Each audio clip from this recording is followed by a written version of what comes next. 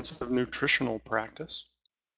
I'm going to go ahead and blow up the screen so you can save your questions for at the end.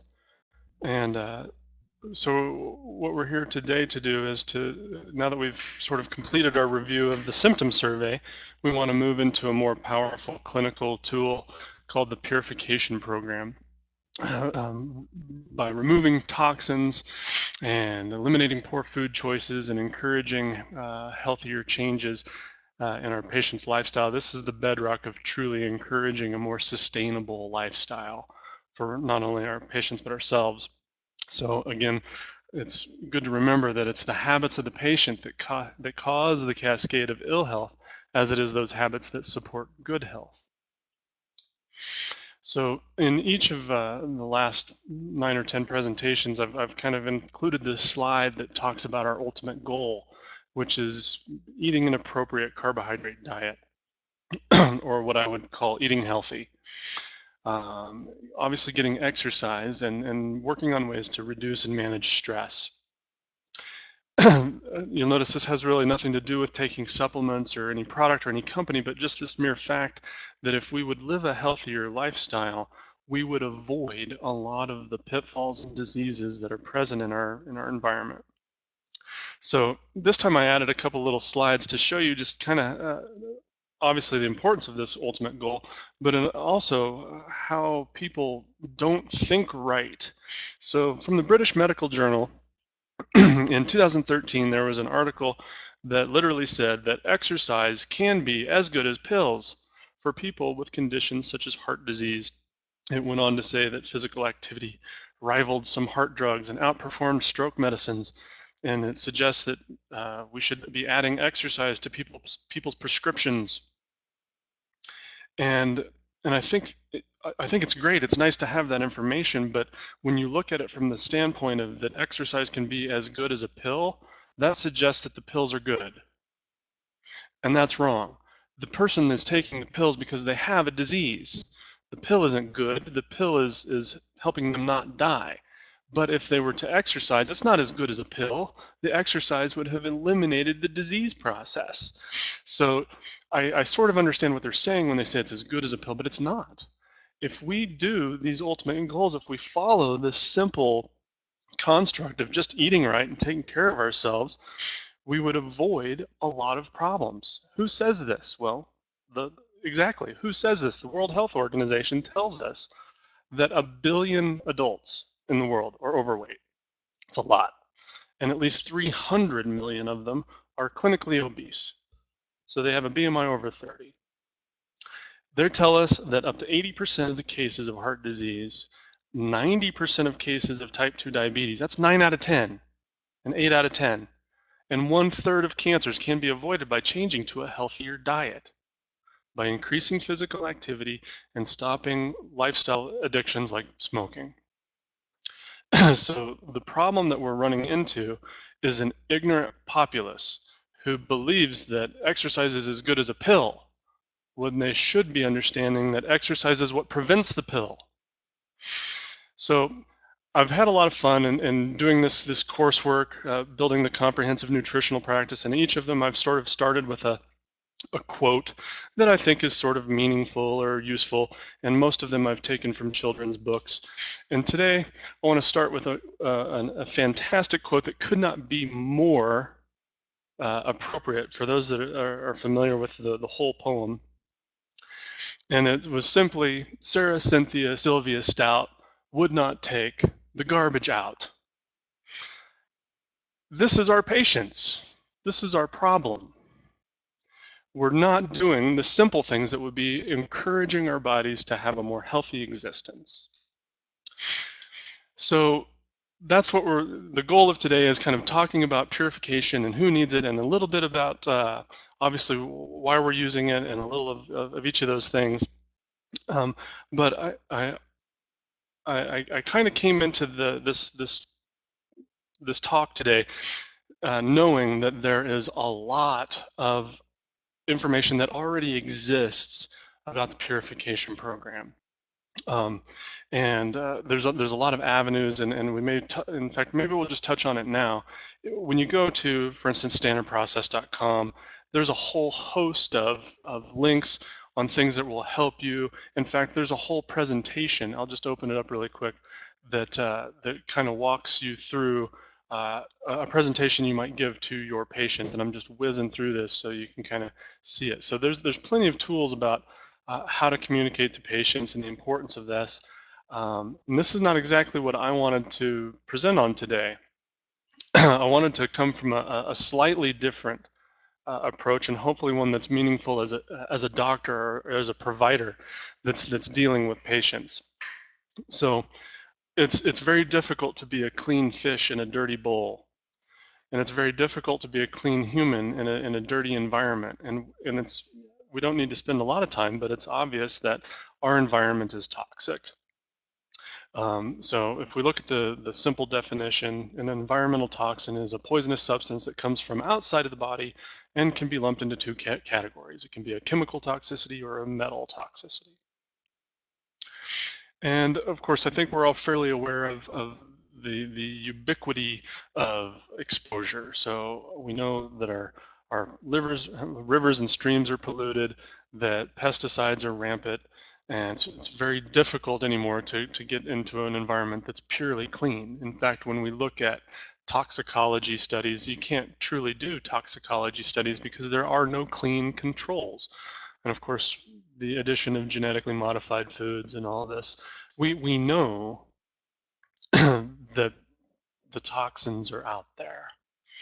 So when we look, how do we know that? When we look at, for instance, in this study, they look at umbilical cord blood in newborns, and they're finding 287 chemicals are detected in the umbilical cord blood of newborn babies, including things like pesticides and consumer product ingredients, waste materials from coal burning and gasoline. Obviously some flame retardants. And the good news is only 180 of those 287 are known to cause cancer.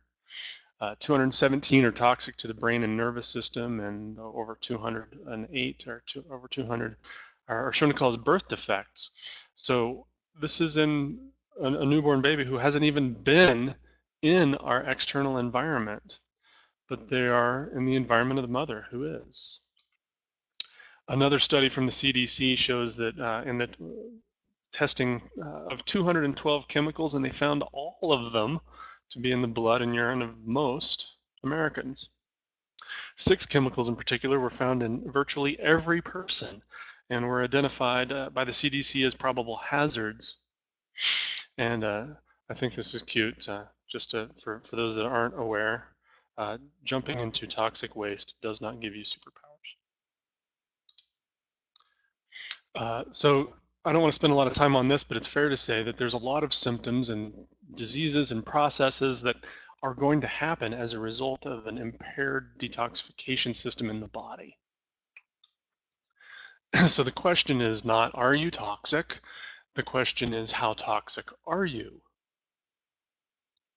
And we have a problem. So most of these toxins that we store are lipid soluble. So that means that they are going to be stored or sort of walled away from the rest of the system in our adipose tissue or in those tissues that are fattier. So that's going to be obviously our storage fat, our adipose, our brain, and the other interstitial tissues.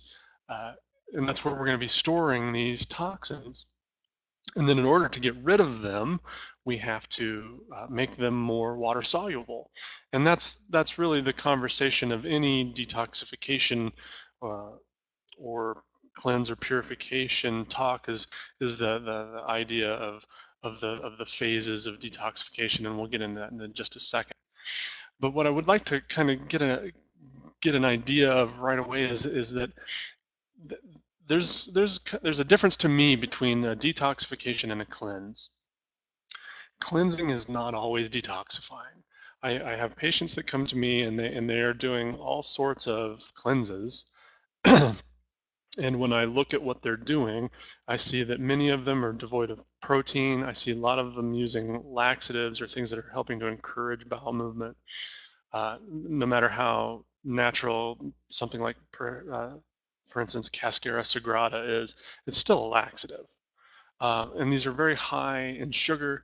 Often they're doing a lot of juices, and as a result, I think they're doing maybe a fine job of ridding the colon of waste, which is really very much like picking up garbage at the curb, but it's not necessarily cleaning out the house. So the garbage man comes by my house once a week, whether I put garbage out or not. So my alley is cleansed, my outdoor garbage bin is cleansed every week, but I may not actually be putting any garbage in it, and that's the difference between detoxification and cleansing. So we know that diets that are restricted in calories, as well as those that have low quality protein or high sugar contents, affect the component system, which we're going to talk about in a second, or what we call the cytochrome P450 system. In addition, deficiencies in specific nutrients, particularly the B vitamins, vitamin C, A and E, and certain minerals, will also affect how that component system, or what we call phase one detoxification, is procured. So many times these cleanses are doing what they should do, which is eliminate from the bowel, but they are not actually improving the detoxification of the system as a whole. So let's let's think about this. So I've got an overweight patient here who is doing a cleanse or a diet of some kind, particularly a very high carbohydrate restriction diet, like um, the human chorionic gonadotrophin (HCG) diet, where they're eating 500 calories a day.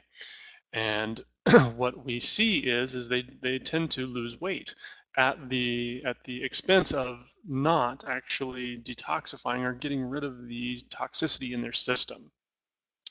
And the body, being infinitely intelligent and not wanting to be overburdened by toxicity, will generally rebound and start to put a buffer between itself and that toxicity, which is storing it in the fat cells or causing more nefarious disease processes, your cancers, your infections, and things like that. So what we've learned from the International Journal of Obesity is that serum concentrations of most persistent organic pollutants were higher in those patients who had a long-term weight loss. So it's not uncommon for our patients to come into us and say, I've been doing this or that or the other diet, and I've done really good. I've lost 20 pounds, I've lost whatever, 15 pounds, and I just can't get over the hump. I still weigh 225, and I really need to get down to 190, and I'm just stuck. And so this will happen. I want you to be ready to address this situation when it arises, because it will. And people, I see it all the time. They hit that point, and what the first thing I think of is the body is not ready to lose more fat because it cannot withstand that burden of toxicity. So this is when I will address my patient with a questionnaire that gives both them, predominantly them, and to some degree me, a means of starting the conversation of, could your body be not losing weight because you are so exposed to environmental toxins? How toxic are you? So this would be a good chance for me to kind of talk about this questionnaire. There's several questionnaires that you can use. So the one that I'm the most familiar with and I've been using for years was the simple toxicity questionnaire that's provided by standard process. And simply working your way through that guy and scoring it, and you can start to get an idea of, okay, are there changes that we can make in this patient's environment, or are there steps that we need to take, including doing a process like a purification program where we can start to gently detoxify their system so that they can take that weight loss to the next level. So I'm sure some of you have noticed that recently the new purification guide has taken on a different appearance, and they've added some things in there that are very good, including a very similar um, questionnaire with regards to how toxic you are. I just took a little brief blip it from a new book called One Degree of Change, and we're going to spend some time talking about that at the end. But this would be another similar, actually more thorough uh, chemical or environmental exposure questionnaire that will open those avenues of communication with your patient and saying, okay, so it looks like you're doing a lot of scrubbing solutions, cleansers in your household. Is there any way we can change that to a better, more natural cleanser? Or, oh, I see that you're eating margarine. We need to be talking about alternatives to margarine and why butter is not only not bad for you, but in fact good for you compared to, well, compared to everything, but especially when compared to margarine. So this leads to sort of an ethical question is if I'm promoting weight loss without supporting detoxification, is that malpractice?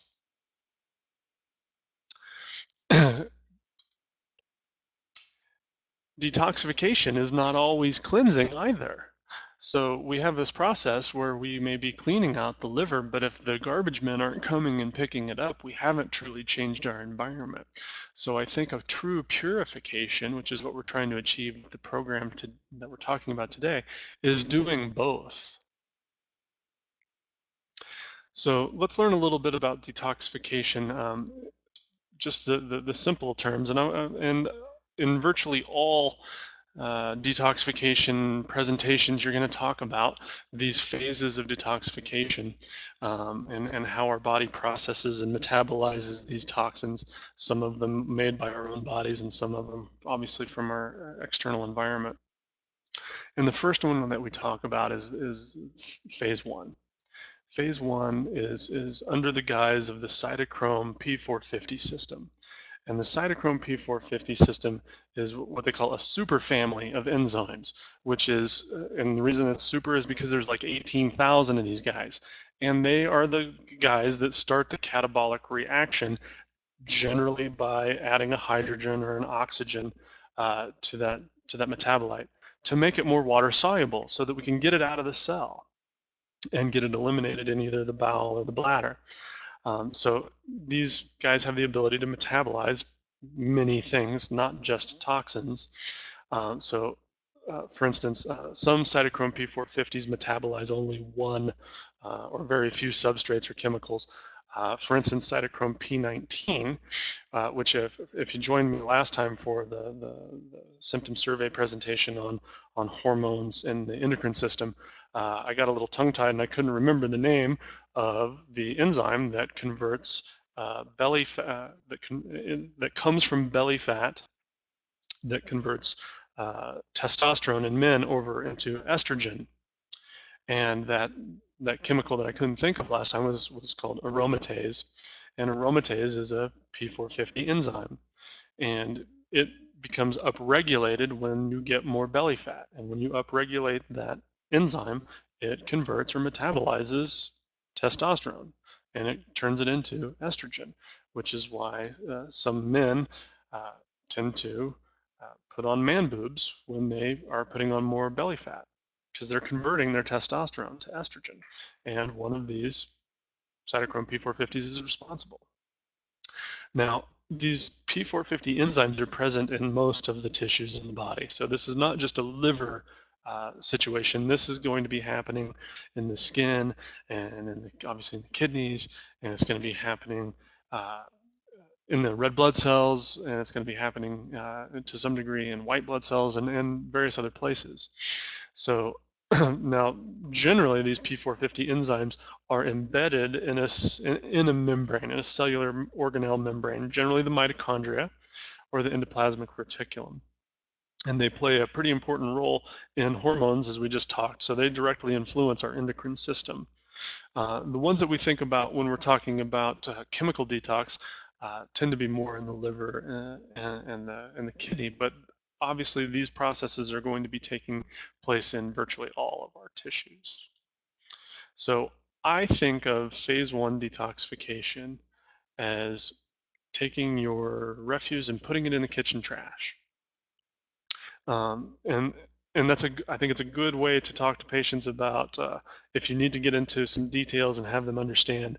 Phase 1 detoxification puts it in the trash. Obviously, from a more biochemical standpoint, what we're doing is we're making that metabolite more water soluble, so that it's more likely to be picked up in the biliary system or in the renal system and eliminated.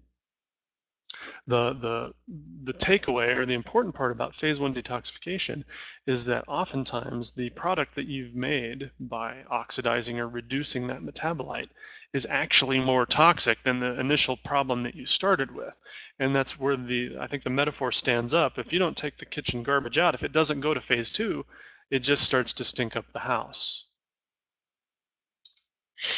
So for right now, I want to think about, if I want to support phase 1 detoxification, and it's more than this, but for now, I want to think about increasing oxygen and increasing water. So I'm going to do that with exercising or conscious breathing, and obviously the consumption of water instead of a carbonated or a caloric beverage. Now, phase 2 detoxification is what we call the conjugation reaction. So we're joining. To conjugate is to join. And so we're taking charged molecules from things like sulfur, glutathione, glycine, and we're combining it with that phase 1 metabolite that we just created. And we're making it larger still, and we're making it more polar and therefore more water soluble, so that it's more likely to get out of the cell. If we can't get it out of the cell, we can't get it into the elimination pathways. So there's several pathways of phase 2 conjugation, and it's nice because the pathway name is generally the same as the chemical that does it. So for instance, in the liver, right here, the kidney, in the small intestine, we have the sulfation pathway, which is driven by sulfur. And methylation is caused, we utilize methionine, and that happens in the liver, the kidney, the small intestine, and in fatty tissue like the brain. So you get the idea. Acetylation comes from acetyl-CoA. It's going to happen in the lungs, liver, spleen, red blood cells, lymphocytes. Glutathione, glycine, and glucuronidation are other pathways. So when I'm talking with patients about phase 2, I'm talking about taking that garbage and taking it to the curb. And when I think about that clinically, or how do I help take that trash out to the curb, and generally that's coming from those food groups that kids and many adults traditionally don't want to eat. So this is your brassica family vegetables, your Brussels sprouts, your cabbage, your kale, your cauliflower, your onions and your garlic, your broccolis, and obviously don't forget to continue those things that you're doing in phase 1. It does you no good to take out an empty trash bag. So we have to be supporting phase 1 and phase 2 to truly purify the body. Now, phase 3 detoxification, I want to simplify it a little today and talk about that as elimination from the bowel or the bladder. So when we were talking earlier kind of about products or processes that are cleansing, I think of that as phase 3 of detoxification. Now, to some degree, phase 3 is actually some enzymes that are required to get those trash bags out of the cell, to get the toxins out of the cell and into the elimination pathways, which is the bowel and bladder. But for today's purposes, we'll just think of it in this fashion. So phase 3, I'm thinking of garbage collection day and removal. So when I'm considering that, the collection and removal from the garbage men, I'm thinking of things that are going to be supporting proper elimination and proper cell membrane function.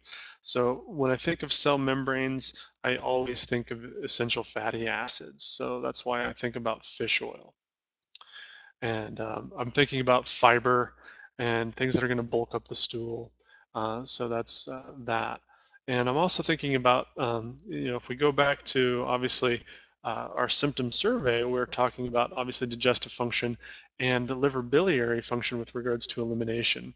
So it's not uncommon for me in my personal practice to kind of do a pre-purification program where I will start a patient on some either beta food or AF beta food to start encouraging more bile production and a little bit better bowel elimination so that we're getting all the trash off the curb first, and then we start filling the curb up again. So this leads us to the beginning of just kind of the basic concepts of the purification program.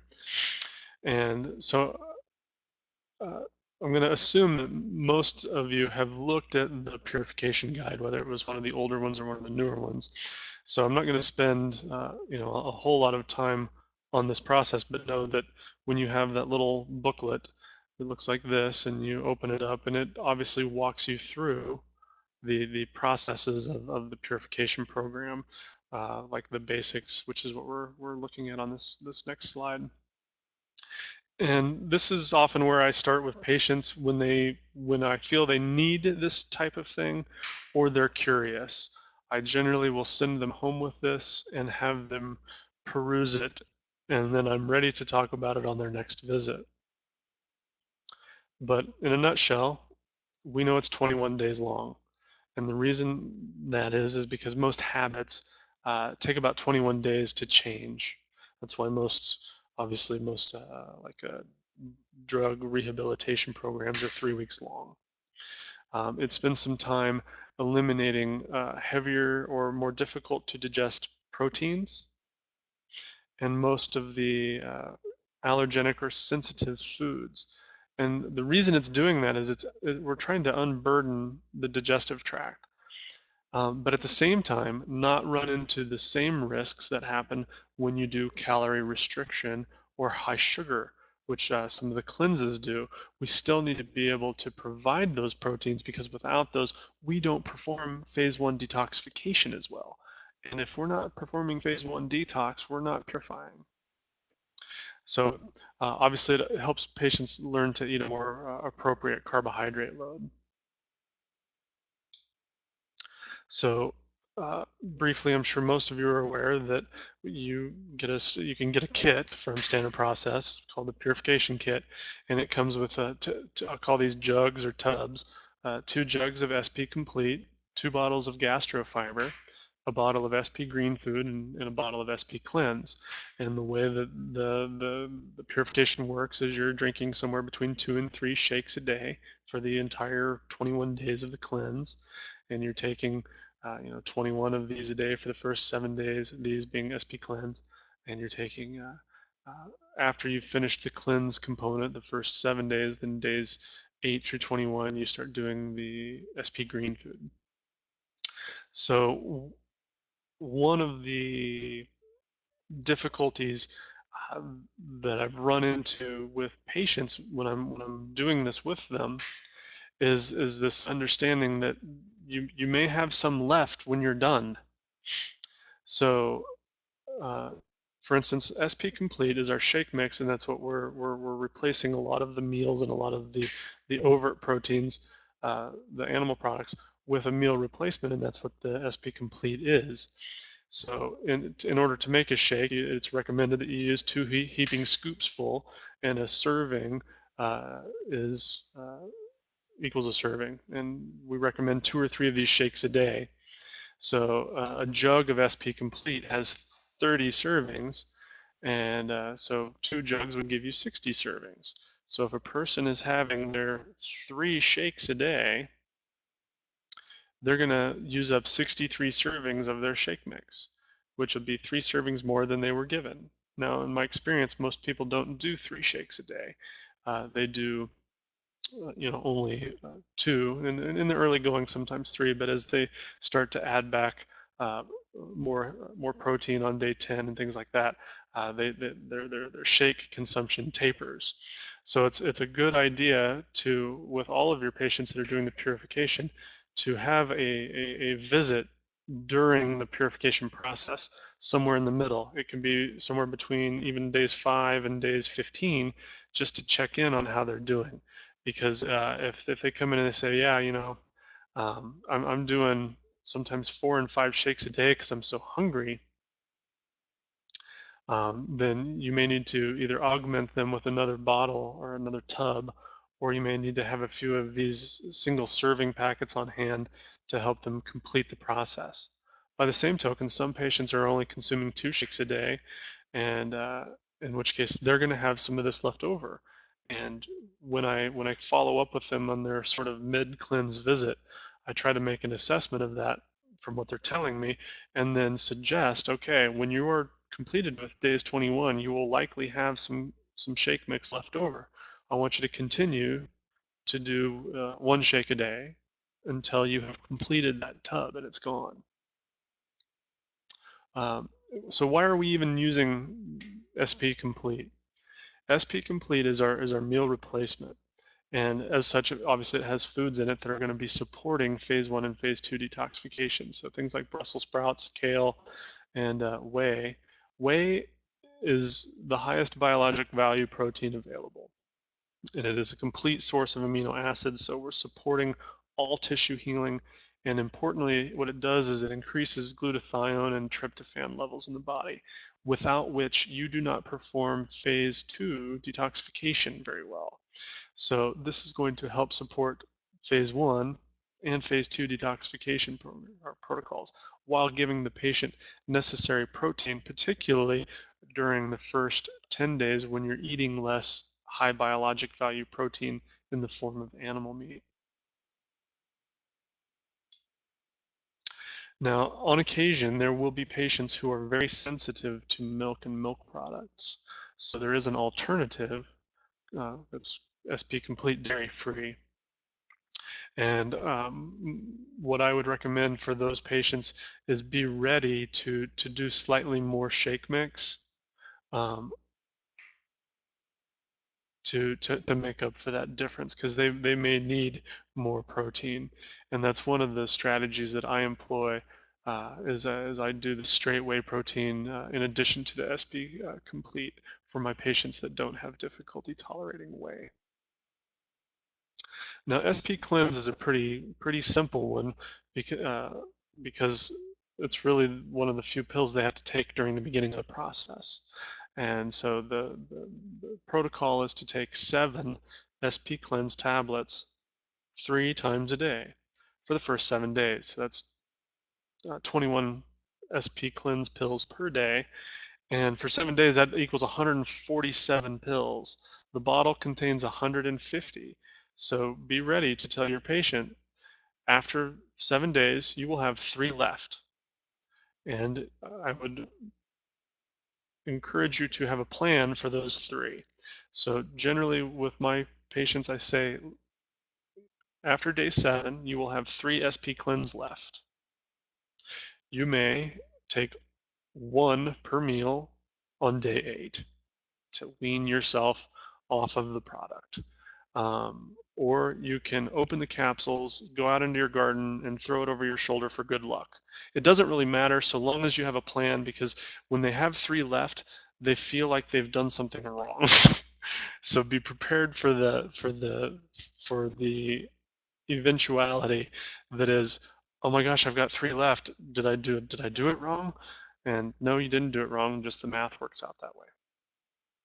Why are we doing SP Cleanse? Well, as you can see, there's a whole lot of stuff in SP Cleanse, and that takes the burden off the patient, which is why they're taking what I would call so many per day. That 21 per day is because it's easier to get them to take 21 of those than 3 bottles of different things. So there's a lot of stuff packed into SP Cleanse, like juniper berry powder. And the reason that we're utilizing that is that's a diuretic. It's going to help clear the urinary tract. Red clover is a very good blood purifier, blood cleanser. Apple pectin is a source of natural fiber. It's going to help slow the transit time in the stomach, so that sugars are released less quickly. as well as improving the bowel profile and feeding the good bacteria in the colon. Burdock root powder is going to promote healthy kidney function. And of course, beetroot is in there to promote healthy bile flow. And like I said, in my patients, I tend to start a pre-cleanse with them where I recommend something that's a beet product like beta food or AF beta food to help support that bile flow. Barley grass powder is a great source of chlorophyll. Chlorophyll is important because it's very detoxifying. It's very healing. It's very nourishing and very detoxifying. It contains Spanish black radish, which supports phase 2 detoxification. And I've kind of asterisked that because I wanted to talk about that for a second because Standard Process has done some studies on Spanish black radish where they have shown, so they were looking for three things in their study: how Spanish black radish influences phase 1 and phase 2 gene expression.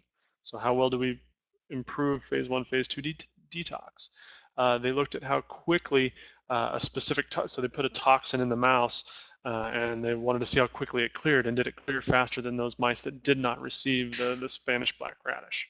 And the third thing they wanted to do to see if there was if the bone marrow stem cells were being protected. And so what they found was that 4 of the 9 detoxification enzymes tested showed a statistically significant increase, which is a lot compared to 0, which is what was found in the controls. So they're upregulating. I don't know what those enzymes were, but I would imagine they have to do with probably the sulfur pathway and perhaps the methionine pathway. But anyway, they're supporting those phase 1 and phase 2 pathways. And that's just one ingredient in SP Cleanse. So how quickly the toxin was cleared from the body, they showed that by the 6th hour, concentrations of the toxin that they had injected into the animal were 47% lower in the blood of the mice containing that compared to controls. So we know that it's helping them clear toxins from their system more quickly, as well as protecting the bone marrow. So what they found is the Spanish black radish group were less affected by either the high or low dose DMBA. DMBA was the toxin that they used to dose the mice with to see if it would affect. And so, and the total cell counts at 2 days had rebounded significantly in the group compared to the control mice, suggesting faster recovery from toxin exposure. So that's why Spanish black radish. Oregon grape, which is a great, Oregon grape is really a great source of, oh, it seems like on every presentation I have at least one moment where I can't remember what I wanted to talk about. Either way, Oregon grape is a great cholagogue, which is basically something that's going to help you produce more bile and more bile flow. And as a result, that's going to help with elimination from the bowel.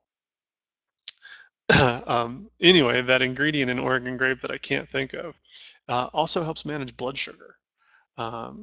And so that's obviously really important when we're taking a patient who's already a high carbohydrate eater and trying to move them into a more managed carbohydrate diet. So fenugreek is in there. That's also a blood sugar regulator and a cholesterol metabolizer.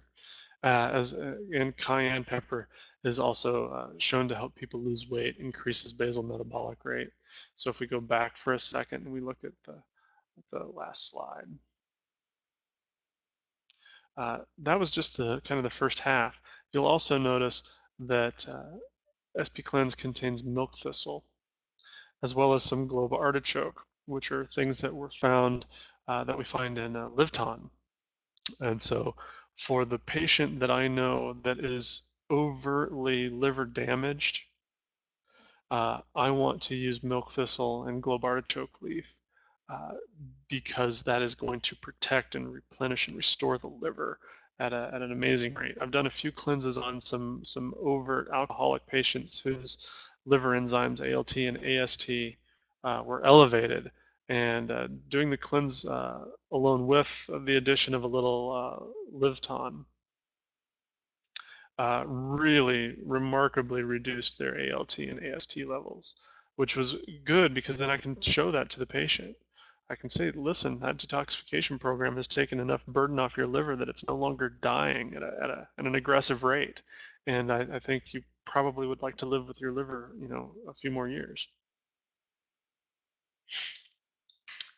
So the next thing is SP green food, which is what started on day 8. After you finish the SP cleanse, you move into SP green food, and the way that they're dosing that now is as taking 5 of those twice a day, and that's pretty simple. That's 10 a day, and we're doing that for 14 days, so that's 140 capsules. So again, they're going to have 10 left over, and I would, at that midway visit, somewhere between visit whatever 7 and days 7 and 15, you need to let them know or recognize that. So you've started on the SP green food a few days ago, and if they're following your directions, they have, then it'd be good to remind them that now when you're done with the cleanse on day 21, you're going to have about 10 of these left over, and the way that I want you to take them is such.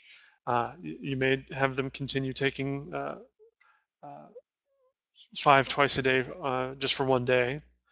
So take them again on day 22, or you may say, you know what, why don't you take 2 of those every day until you run out, or until you can catch up with them and see how the purification did, and you can kind of have an opportunity to, for instance, redo their symptom survey or see what strategies you want to employ next. So SP green food is basically those foods that kids and many adults don't want to eat, which are the greens like Brussels sprouts, kale, and alfalfa. This is a typo. I count three greens that support phase 2, and I think that's pretty simple. That's basically, we're just getting people to support phase 2 detoxification during that second 2/3 of the cleanse, particularly with foods that they're not likely going to be eating a lot of otherwise. The final thing, which is probably the one that I get the most questions from when I haven't prepared the patient, is gastrofiber, or the whole food fiber. Now, clinically in my practice, I use gastrofiber. I like capsules. I think they're easy, and so the idea is you take 9 of those a day, 3 per meal, for the full 21 days of the purification. If you do the math, that comes out to 189 capsules. And 2 bottles, which is what the purification program contains, is 300 capsules. So they're going to have a nearly full second bottle still. So again, on that follow-up visit, or when you first give it to them, when you need to communicate to them when you are done with the 21 days, I want you to continue taking the gastrofiber at 3 times a day until the bottle is gone. And that'll take you, another week and a half or 2. So know that we're going to continue to support bowel cleansing as your body has become more attuned and effective at eliminating things from a phase 1 and phase 2 detoxification strategy. Same thing with the powder. I don't use the powder. I find when I do smoothies that I put powder in, it gets a little gunky. So I'm not a big fan of the whole food fiber in my smoothies, because I sometimes take a long time to drink my smoothie, and if you leave it in there too long, it turns into kind of a gelatinous mess. However, some people like that form, and if they do, more power to them. They're going to need about 3 bottles of it, because 1 tablespoon per shake for 21 days is going to be about 93 tablespoons if they're doing 3 a day. And 3 bottles has 90 servings. So it doesn't hurt to have an idea of the difference between the fibers. So insoluble fiber, it helps move bulk through the intestines. It controls and balances pH in the intestines. It regulates and promotes regular bowel movements and prevents constipation. It removes waste to the colon in less time, and it helps keep an optimal pH. Whereas soluble fiber, or fiber that actually dissolves a little, that's going to bind with fatty acids. So this is the guy that, for instance, like Cheerios got in trouble because they said Cheerios lowers cholesterol. Well, Cheerios does do that because it has soluble fiber, and it binds with those fatty acids that are coming from the biliary system, dumping into the small intestine, and it binds that cholesterol so that it can't be reabsorbed. So soluble fiber is responsible for that. And that soluble fiber, like we talked about in the apple pectin that was in SP Complete, uh, helps prolong stomach emptying time so that blood sugar levels don't rise as quickly and they're absorbed more slowly. In addition to that, it also helps feed some of your beneficial bacteria. So you'll take note that both gastrofiber and whole food fiber have a mixture of both insoluble and soluble fiber. An ancillary product that's built around the purification program is WheyPro. So whey pro is exactly what it says. It's basically pure whey protein, and we want to use that for our patients who are having difficulty with their appetite or who are having a more physically demanding lifestyle during the purification program.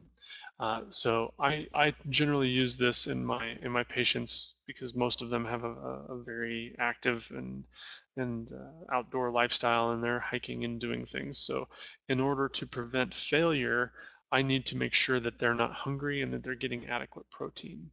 And the way that I do that is I tend to recommend that they augment their smoothies that's already containing the SP Complete with about a half serving, which is about 1 scoop of the Whey Pro. Uh, so 1 jug of that contains about 25 servings. So that should be enough for 25 days or 21 days because they can make about 50 shakes with that. So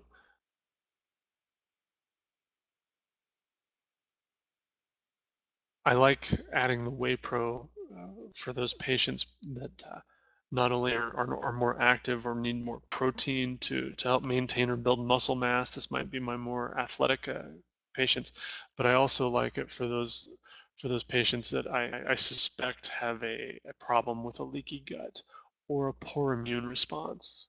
So, for instance, on some patients, I may have done a saliva test where you test their salivary IgA levels to give you an idea of what kind of immune burden is in the intestinal tract. And this would be a great patient to do Whey Pro with because it'll help improve that secretory IgA production at the level of the gut. Along with Enzicor wouldn't be a bad product also for the glutamine content. So this is just kind of a time for me to editorialize.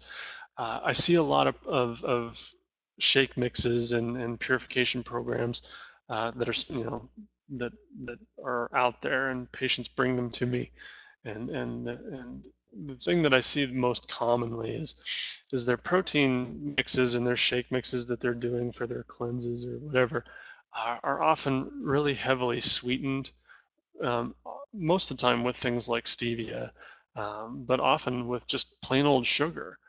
And it makes me wonder what the purpose of that product really is. As many of you probably already know, SP Complete and Whey Pro don't have any added flavors. They just have the foods and the proteins there to support those phase 1, phase 2 detoxification pathways, and so that you can enjoy the flavor of the fruits and vegetables that you're making your smoothie with.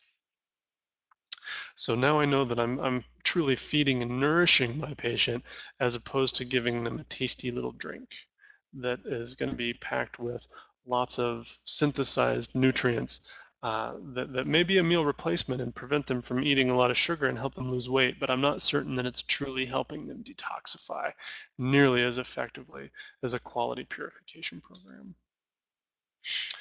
So an ancillary product to think about with all detoxification programs is supporting essential fatty acids, which is going to support tissue cell membranes. So there's obviously quite a few choices when it comes to the omega-3s. A couple that I didn't really include here, some of the things like black currant seed oil or the new cod liver oil. But I tend to stick with the basic good essential fatty acid supply in tuna omega or linum B6. I have yet to really experiment much with the calamari liquid. I'm sure that it's just fine. I just haven't used it clinically. And what these guys are going to do is help with phase 3 support. And additionally, they're going to help with hormone production. If you don't have fats in your diet, you're not going to support hormones. Now, close to the last support product that I think about is Gymnema. And particularly for my patients that I know have a sweet tooth or are pre-diabetic or overtly diabetic, and I know I'm going to have to support their blood sugar, or they will fail. They will go back to their old habits because they're going to not be controlling their blood sugar as well. And that's Gymnema. Gymnema works not only to suppress their sense of sweet taste, but mostly to balance their blood sugar so they're not so they're not craving. They're going to reduce their cravings. It improves blood sugar balance, and it improves insulin sensitivity so that the cells don't need as much charging with insulin to allow them to absorb that sugar and create ATP like they should be. And it's going to help them with weight loss. So not a product I use with everyone, but definitely for those that are having cravings. Or it's not uncommon that I've had a few patients call me after day 1 or 2, and they're like, "Man, I am dying. I've got to have some bread. I've got to have some chocolate because I'm so used to always having that."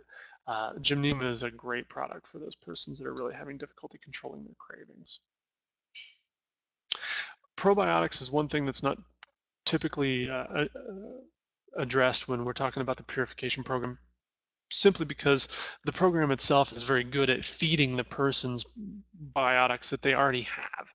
And so assuming that they have a decent colon flora, they shouldn't be necessary, but oftentimes patients are coming to you because they have a digestive upset, which is why I generally don't do the purification program with a new patient.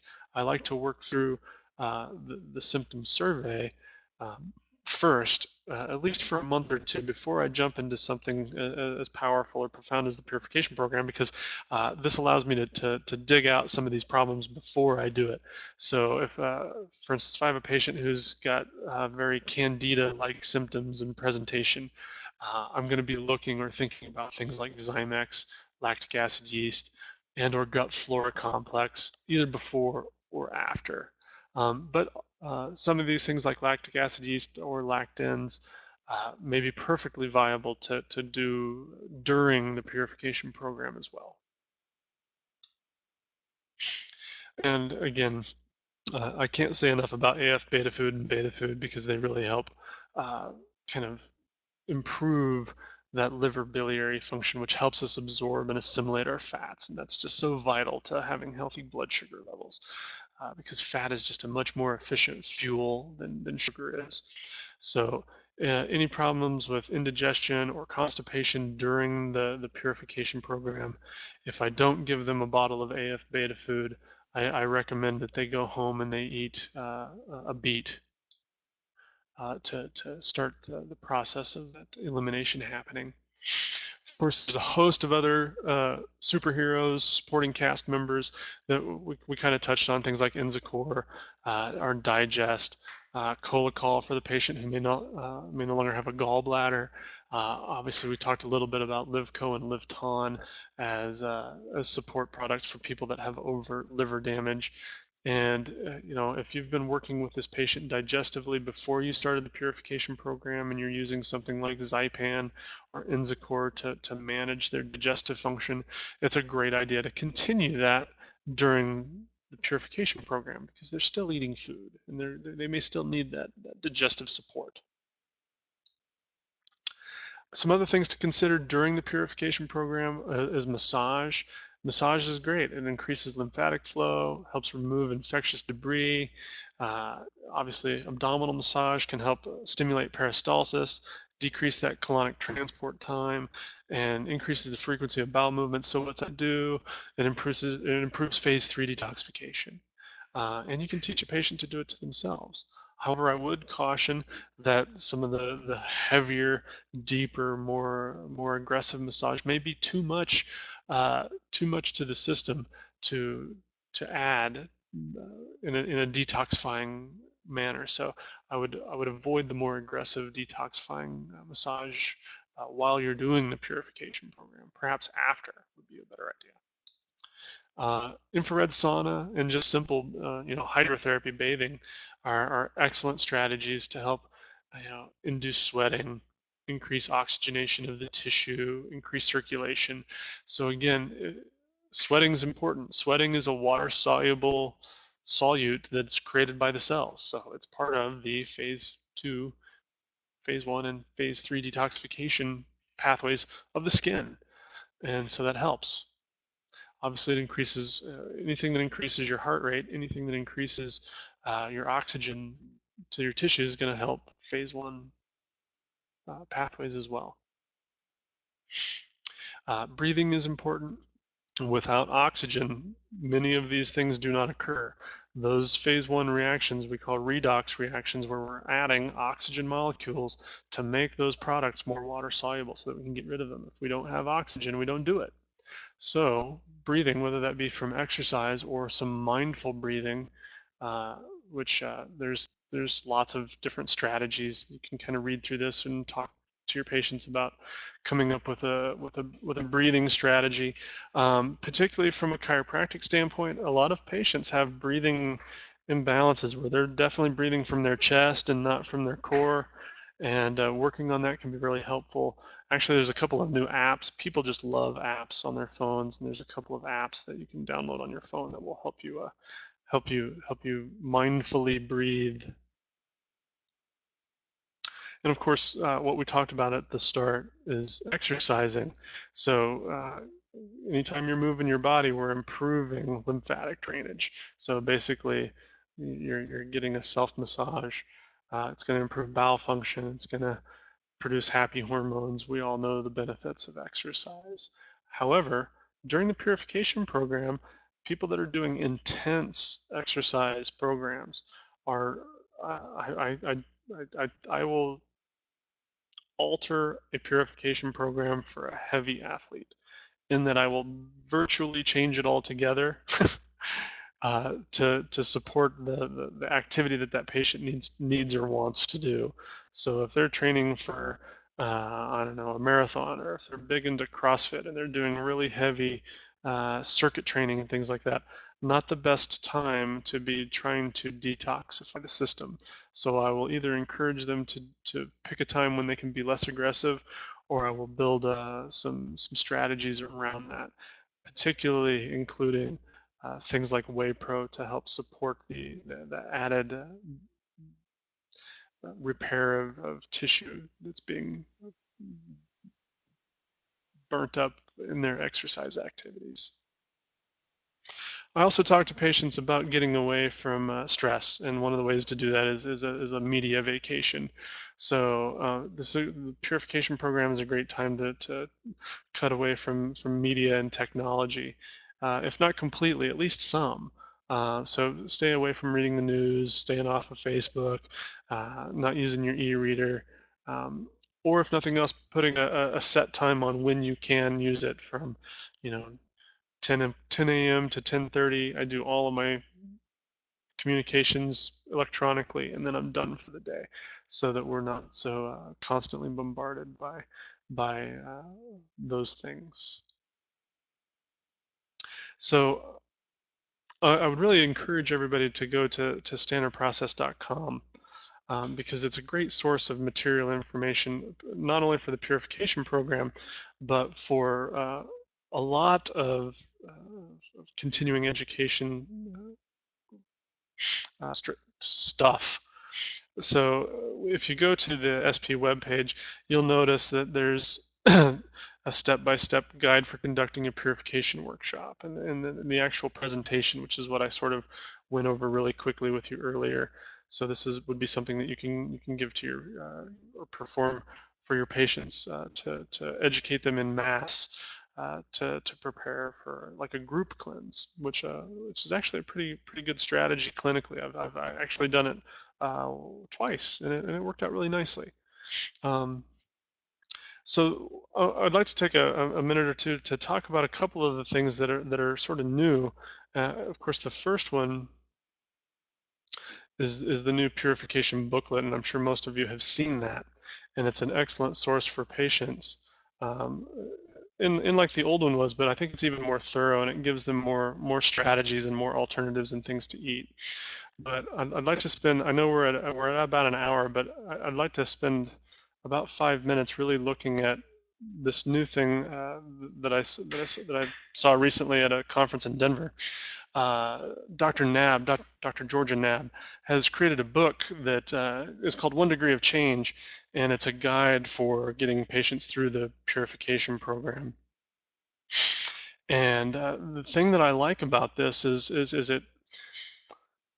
I think it would be a good book for anyone, irrespective of whether they were taking the purification program and doing it or just changing their lifestyle. So the idea behind the 1 Degree of Change is if in a journey of 1,000 miles, or in the journey of a lifetime, 70, 90 years, if I change my trajectory but 1 degree, I can have a profound influence on my outcome.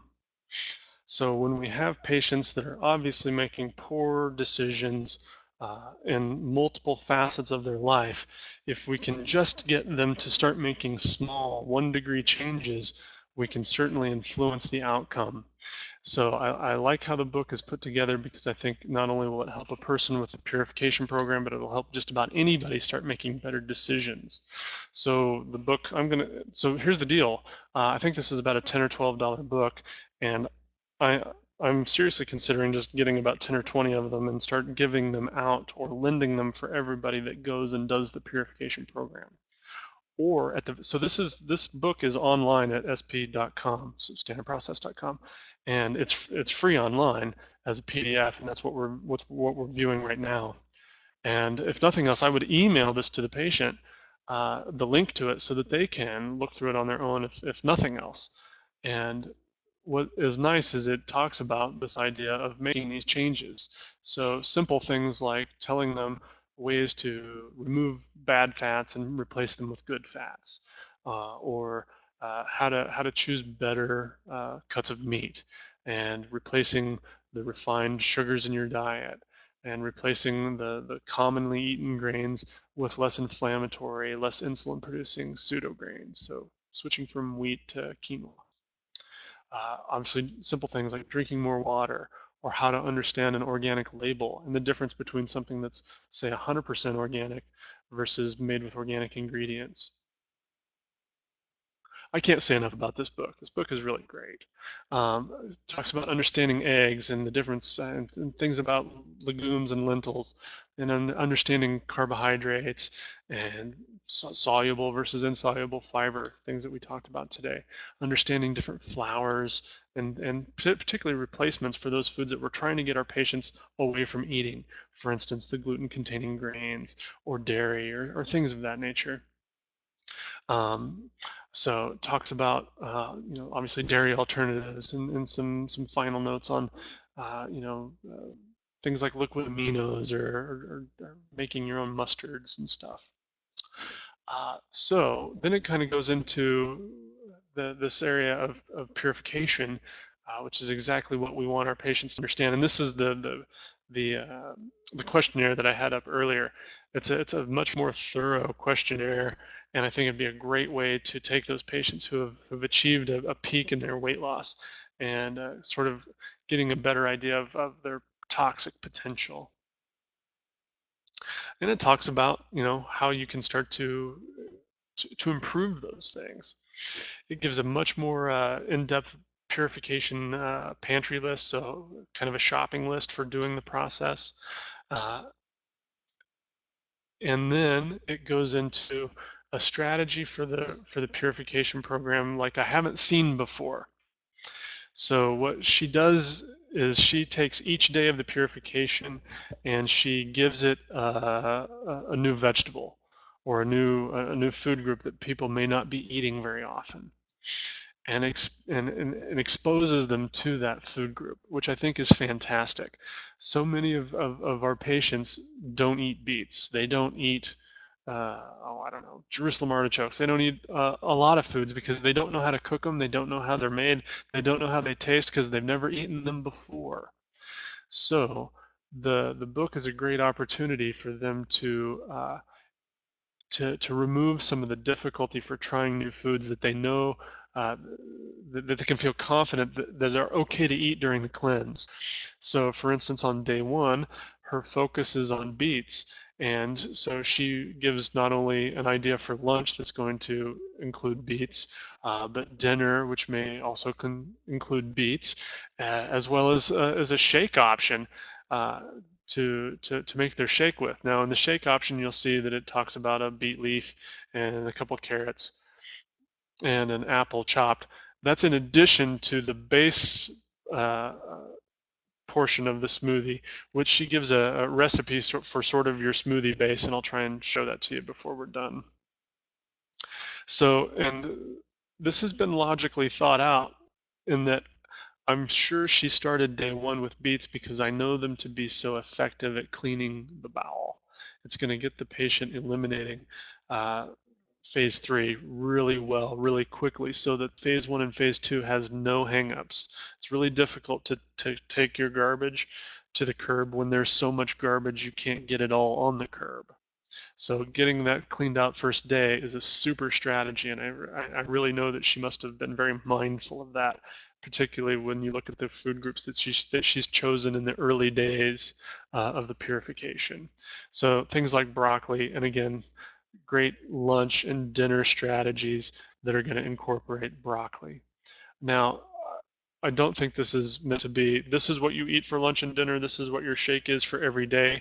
I think it's just a great opportunity for patients to have an unbelievably good cookbook with strategies to help them when they're having difficulty making up their mind on what they need to eat that day. And so I was just made aware of this about 3 weeks ago, and I was really glad because I'm really happy to include it in today's presentation. And I've been kind of working through the book and making different things, and so far I haven't made anything that I didn't like. So day 3 is Brussels sprouts, and you'll even see, oh boy, Brussels sprout shake option. I haven't tried that one yet, but I have a feeling it's been tried and tested. Day 4 is carrots. You get the idea. I'm going to jam through these. So that kind of helps the patient work through, the full 21 days of the cleanse, the purification program. And so then we move into, obviously the congratulations. They've made it through the cleanse. They can start adding back some foods to see how their body reacts. And so you'll see here is, how to make the ultimate standard process shake. She says, you start with either a cup of water or a cup of unsweetened coconut milk and or unsweetened hemp milk, and or three or four cubes of ice to make it for an icier or thicker shake. What I'll do is I'll use coconut water, and I'll freeze that as my ice cubes for an excellent, mineral balancer that may have a little bit more body or more flavor than just straight water. Adding your oil or your fat to your supplement, and then of course your SP Complete and or your Whey Pro. If you're on the purification, we want to limit nuts, but if you're not on the purification or you're post purification, you can add nuts to it. So if you take this baseline and then you add it to the individual little recipes on each day, where it was, for instance, adding the beet leaves and things, this is how you will make more powerful, more detoxifying shakes. And I like this idea because it helps patients move away from quite so many bananas and higher higher sugar containing fruits, so that we can influence insulin more effectively and hopefully help weight loss. So the other thing about the book that's nice is there is, well, let's count, page 51 all the way to 55, 56 is all shake recipes. So a huge assortment of different smoothie recipes to help remove the burden of staleness or boredom during the purification program. So the remainder of the book, which is chapter 5, and which starts on about page 57 and goes all the way through into the hundreds, is singular recipes looking at beef and pork and chicken and vegetarian and appetizers and soups and all things that are purification ready, purification, good to go recipes. And if it's not, it says that. And so far, I haven't been disappointed with any of these, and I'm really excited to bring this to your information if you weren't aware of it, because I think this is a fantastic new addition to the purification program. So I'd like to end with one last quote, and I think it's sort of reflective of our journey so far as we've learned a lot about our mansion. It's highly dishonorable for a reasonable soul to live in so divinely built a mansion as the body she resides in, altogether unacquainted with its exquisite structure. So I hope that we've made you a little bit more aware of the exquisite structure of your mansion that we live in, and again, encourage you to further your educational opportunities through Standard Process at standardprocess.com under their clinical education webinars. You see 2014, 13. These are all recorded past webinars with notes that you can look at and learn more about your exquisite mansion. And of course, the standardprocesswest.com for our homegrown local educational opportunities that are happening several times a month. And I know I'm about 12 minutes over, and I'd like to thank everybody for joining us today. And I'll shrink the screen down, so if there's any questions or comments, I'll be glad to stay on the line for a while and answer any questions that anybody has. Thanks again for joining me. It's been a great process working through this building a comprehensive nutritional practice. And thanks for being a part of it.